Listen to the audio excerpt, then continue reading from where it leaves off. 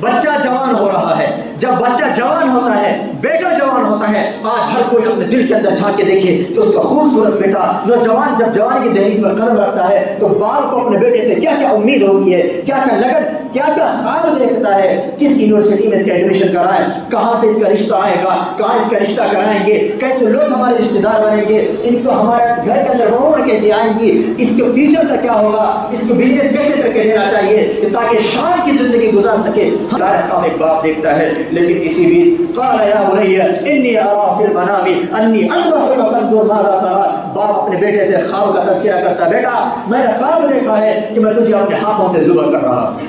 یا بنی انی ارا فی المنام، اے میرے بیٹے میں نے خواب میں دیکھا ہے کہ میں تجھے اپنے ہاتھوں سے ذبح کر رہا ہوں. فانظر ماذا ترى، بتا بیٹا تیری کیا رائے ہے، تیرا حکم کیا ہے، بتا تیرا نظریہ کیا ہے، تمہاری سوچ کیا ہے، کیا قربان کر دوں یا چھوڑ دوں. قربان جائے اس بیٹے پر. بیٹا کہتا ہے یا ابتی، اے میرے پیارے ابو جان، افعل ما تؤمر، کر گزریے وہ کام جس کا اللہ نے آپ کو خواب کے اندر حکم دیا ہے. یہاں رک کر ایک بات سوچنے کی ہے، نبی کا خواب بھی اسی طرح ہوتا ہے جس طرح ان کو جاگتے وقت وحی نازل ہوتی ہے. نبی کا خواب بھی وحی الہی کی شکل میں ایک حکم ہوتا ہے اور اللہ تبارک و تعالیٰ اس کے ذریعے سے اپنا پیغام پہنچاتے ہیں. تو نبی نے اپنے خواب کا تذکرہ بیٹے سے کیا. بیٹا وفا شعار ہے، بیٹا فرما بردار ہے. باپ نے زندگی میں اللہ کے لیے قربانیاں دی ہے، باپ نے اپنے ہر چیز کو اللہ کے لیے قربانی کیا ہے. اس کے نتیجے میں اللہ نے ہونہار بیٹا عطا فرمایا، وفا شعار بیٹا عطا فرمایا، فرما بردار بیٹا نصیب فرمایا اور فطرت سلیمہ کا مالک بیٹا عطا فرمایا. اور اسی بیٹا کہتا ہے یا بتی، یا بتی میرے پیارے ابو جان، افعل ما تؤمر، کر گزریے وہ کام جس کا اللہ نے آپ کو حکم دیا ہے. ستجدنی انشاءاللہ من الصابرین. اور یاد رکھیے گا مجھے تکلیف نہیں ہے کہ میرا باپ میرے اپنے ہاتھ سے مجھے ذبح کرے گا. میں تو یہ دیکھ رہا ہوں کہ آپ دنیا میں میرے ابو ہیں، وہ میرا رب ہے جو مجھے جنت عطا فرمائے گا، جو اپنی رضا کی دولت مجھے نصیب فرمائے گا. اور ستجدنی انشاءاللہ من الصابرین، ان قریب آپ مجھے صبر کرنے والوں سے پائیں گے. تو صبر کرنے والوں کا بدلہ اللہ اللہ اللہ ان اللہ مع الصابرین، کہ بے شک اللہ تعالیٰ صبر کرنے والوں کے ساتھ ہے، مجاہدہ کرنے والوں کے ساتھ ہے. ان اللہ لا یضيع اجر المحسنین، کہ بے شک اللہ تعالیٰ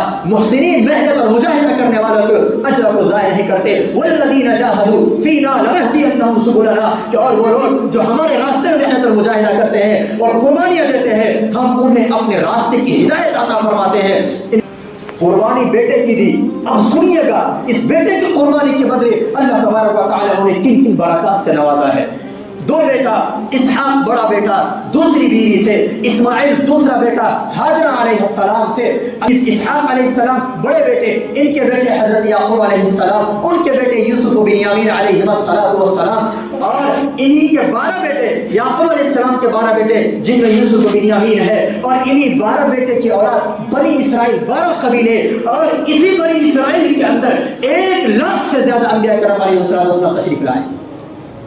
دیکھیے ابراہیم علیہ السلام باپ خود پیغمبر ہے، اور یوسف اسحاق علیہ السلام بیٹا خود نبی ہے، ان کے بیٹے یعقوب علیہ السلام خود نبی ہے، ان کے بیٹے یوسف علیہ السلام خود نبی ہے. باپ نبی، بیٹا نبی، پوتا نبی، پڑپوتا نبی. یہ بیٹے کی قربانی کا نتیجہ ہوتا ہے کہ اللہ ان کے نسلوں میں برکت عطا فرماتا ہے. برکت ایسی کہ 1 لاکھ سے زیادہ انبیاء علیہ السلام صرف اسحاق علیہ السلام کے خاندان میں آئے. سوچنے کی بات ہے. دوسری طرف دوسرا بیٹا جو سب سے ہونہار بیٹا حضرت اسماعیل علیہ السلام ہے. ان کی نسل نے اللہ تبارک و تعالیٰ نے تمام انبیاء کے سردار، خاتم النبیین والمرسلین، سید الانبیاء، سید الکائنات، فخر موجودات محمد عربی صلی اللہ علیہ وسلم کی جائے. ایک طرف نبی آخر الزمان، دوسری طرف لاکھوں انبیاء علیہ السلام، ایک ابراہیم کی اولاد. سوچیے اللہ نے کیا شان رکھی. جب قیامت کا منظر ہوگا جہاں نبیوں کی امتیں کھڑی ہوں گی، وہ ابراہیم کے اکیلے اولاد کی امت ہے، ہزار لاکھوں کی تعداد. سوچنے کی بات ہے میرے بھائی اور بزرگوں، ان کی زندگی سے ہمیں یہ سبق ملتا ہے، یہ ہمیں سیکھ ملتی ہے کہ جو اللہ کے لیے قربانی دیتا ہے اللہ اسے کبھی ضائع نہیں کرے گا، اللہ ہمیشہ کے لیے عمل کر دے گا. آج ہم اسلامی ہسٹری جب اٹھاتے ہیں نام ان کا آتا ہے جنہوں نے اللہ کے لیے قربانی دی ہے. جو لوگ اللہ کے مقابلے میں کھڑے ہوتے ہیں، جو لوگ دنیا کو دین پر ترجیح دیتے ہیں، اللہ تبارک و تعالیٰ ایسے لوگوں کو ایسے مٹا دیتے ہیں زمین سے، ایسے مٹا دیتے ہیں ان کی نسلوں کو، ان کے خاندانوں کو کوئی جاننے والا نہیں ہوتا کہ بھائی کوئی ایسا شخص تھا جو یہاں پر پیدا ہو گیا ہے۔ اس لیے ان تمام قربانیوں سے ہمیں ایک آخری سبق لینا ہے، وہ یہ لینا ہے کہ ابراہیم علیہ السلام اور تسلیم نے جو بھی قربانیاں دی ہیں ان سب میں ایک چیز کامن ہے، وہ ہے اللہ کی رضا۔ کیا ہے؟ اللہ کی رضا اور اخلاص۔